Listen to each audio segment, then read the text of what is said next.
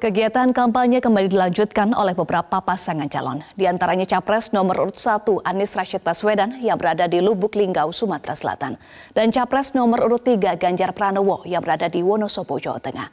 Untuk informasi terkini kita langsung bergabung dengan rekan Andromeda Arizal dan Reda Pulpi. Kita akan ke Andro terlebih dahulu. Andro, apa saja agenda Anies Rashid Baswedan di Lubuk Linggau, Sumatera Selatan hari ini?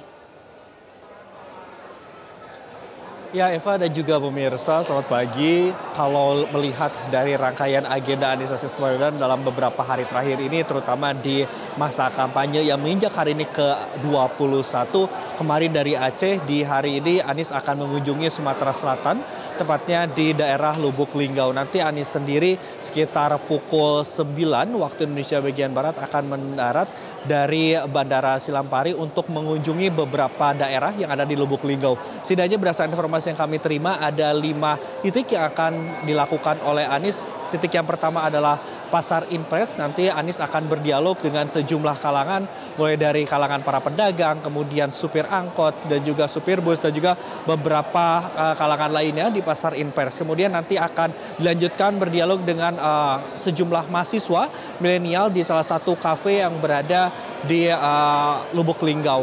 Nanti di sore harinya sendiri Anies akan melakukan silaturahmi dengan tokoh masyarakat dan juga tokoh agama di Lubuk Linggau.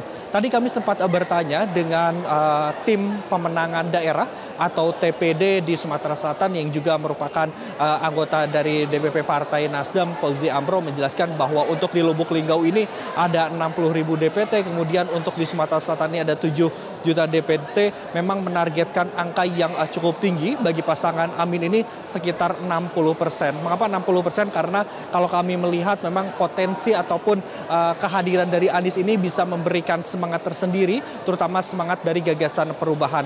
Tadi pun dijelaskan setelah pasca debat kemarin yang berlangsung, ada perubahan ataupun ada migrasi keinginan pemilih dari pemilih paslon lain kepada Anies Rashid Baswedan. Dan berikut ini pernyataan dari tim pemenangan daerah Sumatera Selatan, Fauzi Amro. Pak Anies akan maksimal, termasuk di Musirawas, Linggau, dan Muratara. Pasangan Amin ini di 17 kabupaten kota yang ada di Sumatera Selatan, kurang lebih mata pilihnya hampir 7 juta. Kami optimis Pak Anies bisa menang di angka 60%. Suara Pak Anies. Demikian Eva yang dapat kami laporkan dari Bandara Silampari. Kembalikan Anda di studio. Baik. Dari Andromeda Arizal kita akan ke Reda Pulpi di Wonosobo, Jawa Tengah. Pulpi, apa agenda Ganjar Pranowo di Wonosobo, Jawa Tengah hari ini? Iya, Eva dan pemirsa, tadi malam Ganjar ini menginap di rumah warga di daerah Wonosobo, Jawa Tengah. Kemudian tadi pagi Ganjar juga menyempatkan untuk menyapa warga, kemudian juga sedikit berbincang dengan warga, dan Ganjar mengungkapkan bahwa memang itu merupakan suatu kebiasaan dan juga menjadi hal yang menyenangkan baginya untuk berinteraksi langsung dengan warga. Termasuk saat ini saya sedang dalam perjalanan untuk menuju ke Pasar Induk Wonosobo. Nanti Ganjar juga akan menyapa langsung para pedagang dan juga pembeli di Wonosobo. Dan kalau kita dari kampanye-kampanyenya di daerah-daerah sebelumnya, biasanya Ganjar nanti juga akan menyerap aspirasi dari masyarakat, terutama mengenai harga bahan pokok yang biasanya menjelang akhir tahun ini mulai naik. Tapi tadi ketika kami konfirmasi kepada Ganjar terkait apakah kampanyenya ini dalam rangka mengumpulkan aspirasi sebagai bahan dari debat Cawapres pada tanggal 22 Desember 2023 mendatang, Ganjar menyebut tidak hanya itu, karena memang untuk berinteraksi dengan masyarakat ini merupakan suatu hal yang menyenangkan baginya, sekaligus untuk mengetahui seperti apa saja aspirasi dari masyarakat. Termasuk kemarin ketika Ganjar memulai rangkaian kampanye di Jawa Tengah, itu ada di daerah Muntilan. Dan ini juga menyerap banyak aspirasi dari petani yang mengeluhkan sulitnya irigasi air, kemudian sulitnya pupuk, dan juga harga jual petani yang rendah. Ganjar juga menyerap hal tersebut, kemudian berdialog dan juga memberikan sejumlah jalan keluar, termasuk mempercepat atau nantinya akan membuatkan irigasi air.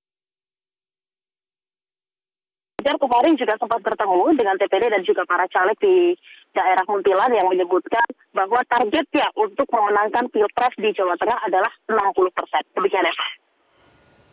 Baik. Terima kasih Reda Pulpi. Sebelumnya juga ada Andromeda Arizal. Terima kasih teman-teman untuk informasinya. Jelajahi cara baru mendapatkan informasi. Download Metro TV Extend sekarang.